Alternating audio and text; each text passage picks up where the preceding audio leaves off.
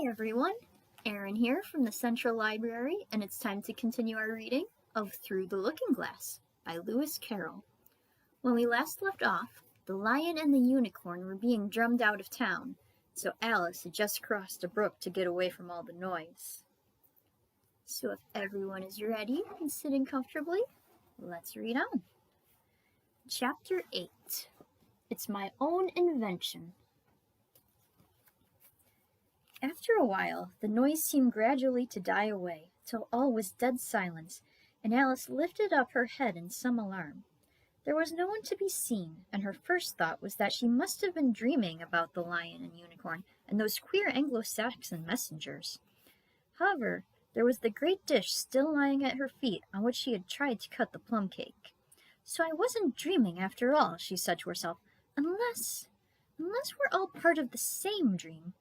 Only I do hope it's my dream and not the Red King's. I don't like belonging to another person's dream, she went on in a rather complaining tone. I've a great mind to go and wake him and see what happens. At this moment her thoughts were interrupted by a loud shouting of "Ahoy! Ahoy! Check!" and a knight dressed in crimson and armor came galloping down upon her, brandishing a great club. Just as he reached her, the horse stopped suddenly. "You're my prisoner," the knight cried, as he tumbled off his horse. Startled as she was, Alice was more frightened for him than for herself at the moment, and watched him with some anxiety as he mounted again. As soon as he was comfortably in the saddle, he began once more, "You're my—" But here another voice broke in. "Ahoy! Ahoy! Check!" And Alice looked round in some surprise for the new enemy. This time it was a white knight. He drew up at Alice's side and tumbled off his horse just as the Red Knight had done. Then he got on again, and the two knights sat and looked at each other for some time without speaking. Alice looked from one to the other in some bewilderment. "She's my prisoner, you know," the Red Knight said at last. "Yes, but then I came and rescued her," the White Knight replied. "Well, we must fight for her then," said the Red Knight, as he took up his helmet, which hung from the saddle and was something the shape of a horse's head, and put it on. "You will observe the rules of battle, of course," the White Knight remarked, putting on his helmet too. "I always do," said the Red Knight, and they began banging away at each other with such fury that Alice got behind a tree to be out of the way of the blows. "I wonder now what the rules of battle are," she said to herself as she watched the fight, timidly peeping out from her hiding place. One rule seems to be that if one knight hits the other, he knocks him off his horse, and if he misses, he tumbles off himself. And another rule seems to be that they hold their clubs with their arms, as if they were Punch and Judy. What a noise they make when they tumble, just like a whole set of fire irons falling into the fender. And how quiet the horses are. They let them get on and off them just as if they were tables.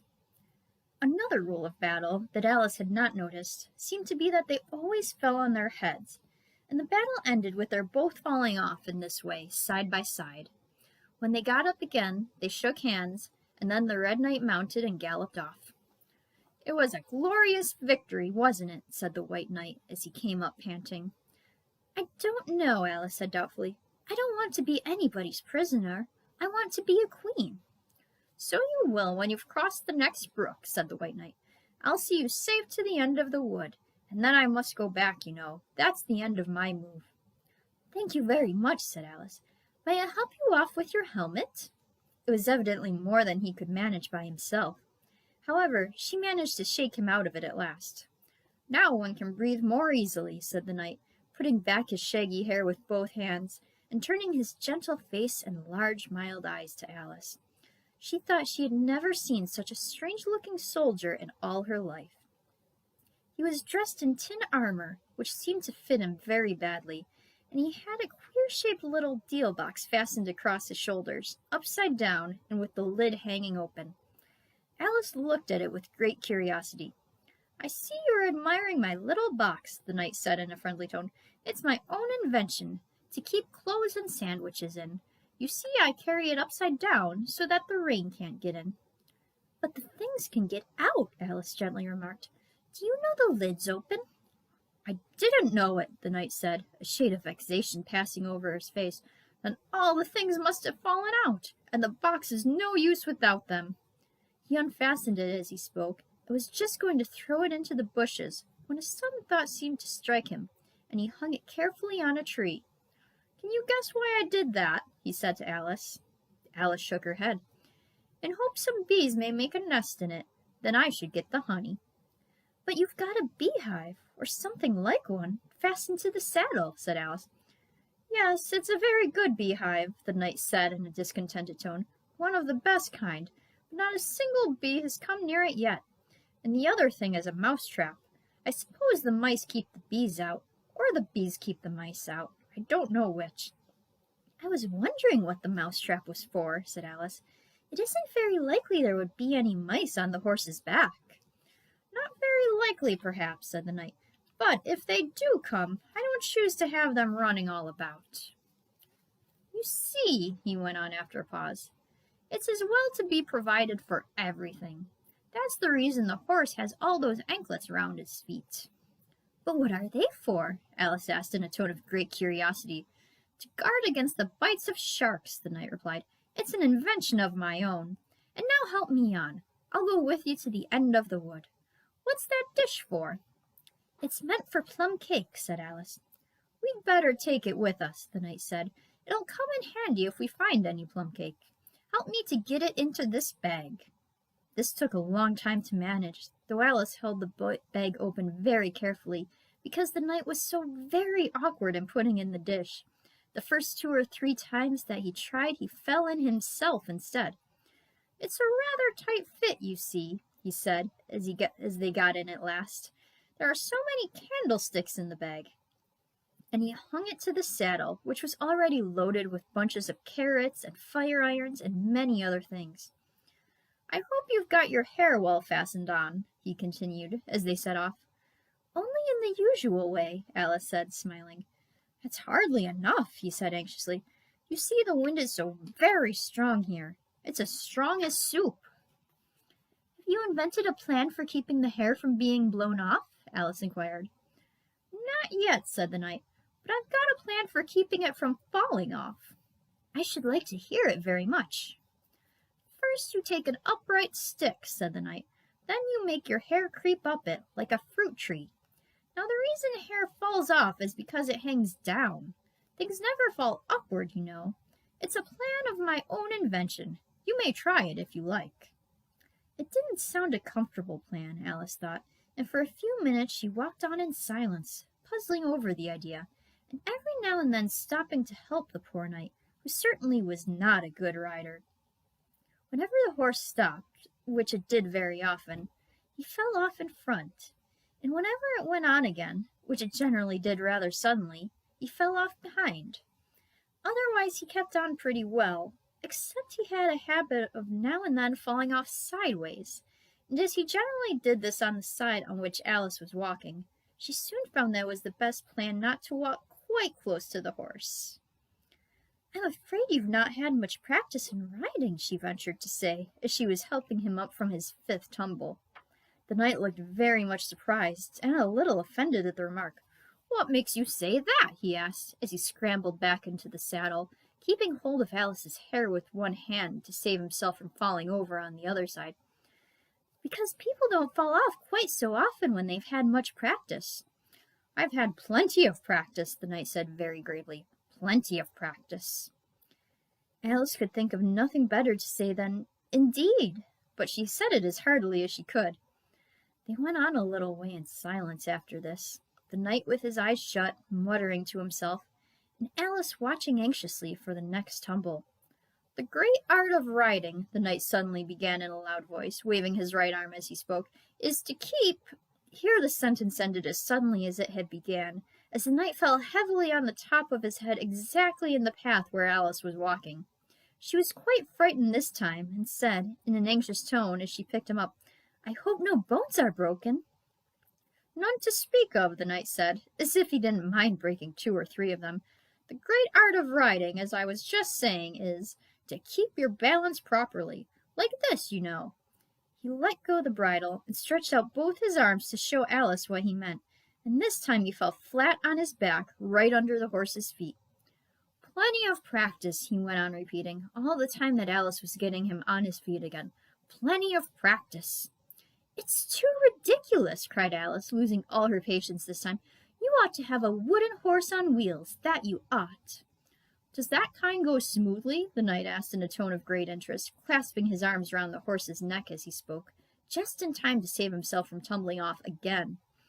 Much more smoothly than a live horse, Alice said, with a little scream of laughter, in spite of all she could do to prevent it. I'll get one, the knight said thoughtfully to himself. One or two. Several. There was a short silence after this, and then the knight went on again. I'm a great hand at inventing things. Now, I dare say you noticed, the last time you picked me up, that I was looking rather thoughtful. You were a little grave, said Alice. Well, just then I was inventing a new way of getting over a gate. Would you like to hear it? Very much indeed, Alice said politely. I'll tell you how I came to think of it, said the knight. You see, I said to myself, the only difficulty is with the feet. The head is high enough already. Now first I put my head on top of the gate. Then the head's high enough. Then I stand on my head. Then the feet are high enough, you see. Then I'm over, you see. Yes, I suppose you'd be over when that was done, Alice said thoughtfully. But don't you think it would be rather hard? I haven't tried it yet, the knight said gravely, so I can't tell for certain. But I'm afraid it would be a little hard. He looked so vexed at the idea that Alice changed the subject hastily. What a curious helmet you've got, she said cheerfully. Is that your invention, too? The knight looked down proudly at his helmet, which hung from the saddle. Yes, he said, but I've invented a better one than that, like a sugar loaf. When I used to wear it, if I fell off the horse, it always touched the ground directly, so I had a very little way to fall, you see. But there was the danger of falling into it, to be sure. That happened to me once. And the worst of it was, before I could get out again, the other white knight came and put it on. He thought it was his own helmet. The knight looked so solemn about it that Alice did not dare to laugh. I'm afraid you must have hurt him, she said in a trembling voice, being on the top of his head. I had to kick him, of course, the knight said very seriously, and then he took the helmet off again. But it took hours and hours to get me out. I was as fast as lightning, you know. But that's a different kind of fastness, Alice objected. The knight shook his head. It was all kinds of fastness with me, I can assure you, he said. He raised his hands in some excitement as he said this, and instantly rolled out of the saddle and fell headlong into a deep ditch. Alice ran to the side of the ditch to look for him. She was rather startled by the fall, as for some time he had kept on very well, and she was afraid that he really was hurt this time. However, though she could see nothing but the soles of his feet, she was much relieved to hear that he was talking on in his usual tone. All kinds of fastness, he repeated, but it was careless of him to put another man's helmet on, with the man in it, too. How can you go on talking so quietly, head downward? Alice asked, as she dragged him out of the feet and laid him on in a heap on the bank. The knight looked surprised at the question. What does it matter where my body happens to be, he said. My mind goes on working all the same. In fact, the more head downward I am, the more I keep inventing new things. Now, the cleverest thing of the sort that I ever did, he went on after a pause, was inventing a new pudding during the meat course. In time to have it cooked for the next course, said Alice. Well, that was quick work, certainly. Well, not the next course, the knight said in a slow, thoughtful tone. No, certainly not the next course. Then it would have to be the next day, I suppose. You wouldn't have had 2 pudding courses in one dinner. Well, not the next day, the knight repeated as before. Not the next day, in fact. In fact, he went on, holding his head down, his voice getting lower and lower, I don't believe that pudding ever was cooked. In fact, I don't believe that pudding ever will be cooked. And yet it was a very clever pudding to invent. What did you mean it to be made of? Alice asked, hoping to cheer him up, for the poor knight seemed quite low-spirited about it. It began with blotting paper, the knight answered with a groan.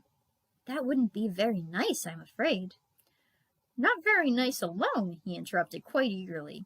But you've no idea what a difference it makes mixing it with other things, such as gunpowder and sealing wax. And here I must leave you. They had just come to the end of the wood. Alice could only look puzzled. She was thinking of the pudding. You are sad, the knight said in an anxious tone. Let me sing a song to comfort you. Is it very long? Alice asked, for she had heard a good deal of poetry that day. It's long, said the knight, but it's very, very beautiful. Everybody that hears me sing it, either it brings tears into their eyes, or else... Or else what? Said Alice, for the knight had made a sudden pause. Or else it doesn't, you know. The name of the song is called Haddock. Oh, that's the name of the song, is it? Alice said, trying to feel interested. No, you don't understand, the knight said, looking a little vexed. That's what the name is called. The name is really the aged man.